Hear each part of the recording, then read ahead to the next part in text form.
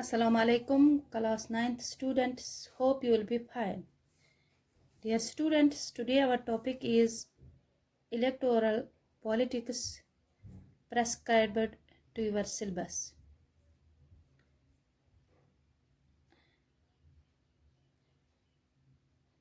इसमें हम आज पढ़ेंगे What makes an election democratic? Dear students, what is the need for an election in a democracy? Firstly, we need to appreciate that in a larger community, it is not possible for all people to sit together regularly and decide on various matters of concern. Dear students, अगर हम देखेंगे democracy में election जो होते हैं क्यों हमें ज़रूरत पड़ती है. As you know, democracy is a form of government where rulers are elected by the people. तो कैसे चुनते हैं ये लोग रूलर्स को? Through elections.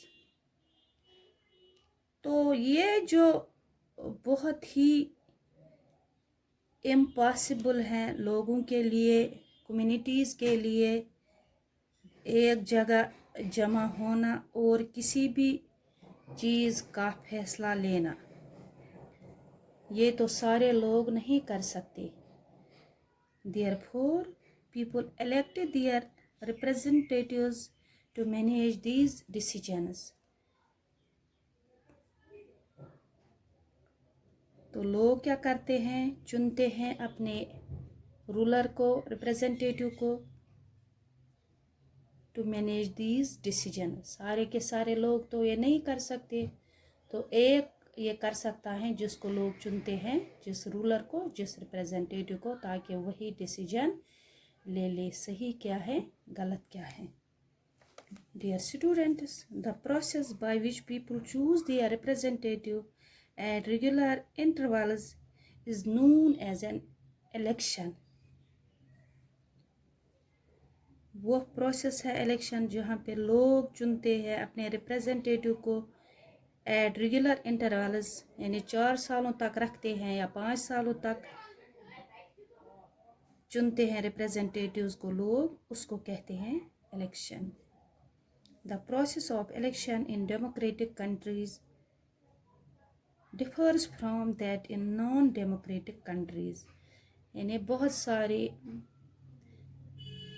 कंट्रीज़ डेमोक्रेटिक हैं, वर्ल्ड में बहुत सारी नॉन डेमोक्रेटिक हैं, तो ये अलग अलग ये डिफर करते हैं elections. Let us take a closer look at the characteristics of a democratic countries.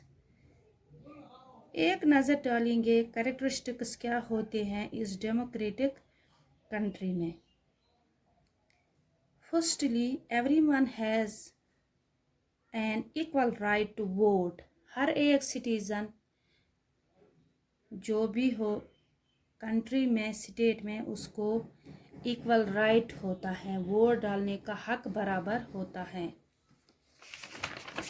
Dear students, secondly, different parties and candidates contest freely in the election and the voters have a right to choose their representative from the different contestants.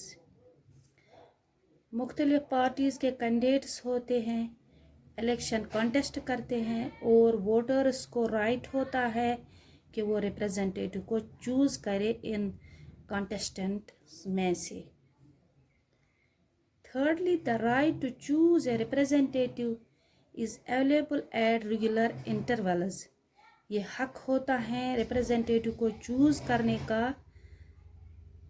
At regular intervals. यानी अगर 5 साल तक एक representative को चुना गया, लोगों ने चुना, तो दूसरे इंटरवल के बाद किसी और को लोग चुनेंगे. इसके लिए राइट होता है सिटीज़न के पास, लोगों के पास. Therefore, elections are held at regular intervals of few years.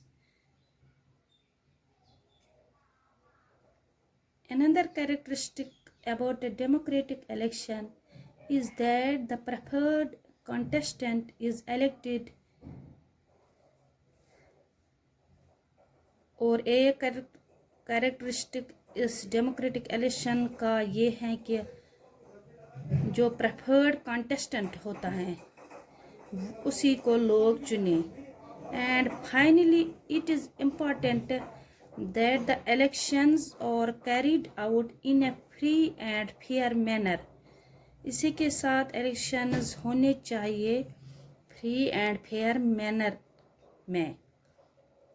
क्या होता है free and fair manner? That every person has a right to choose his or her representative on his or her own will. Every person have a right to choose his or her representative on his or her own will. अपनी मर्जी के हिसाब से लोग, मर्द हो या औरत हो, अपनी मर्जी के हिसाब से चुन सकता है अपने रिप्रेजेंटेटिव को. How healthy is this competition are dear students? कितना हेल्दी है ये कंपटीशन? पॉलिटिकल कंपटीशन कितना हेल्दी है? Dear students, it is all for today. Thank you very much.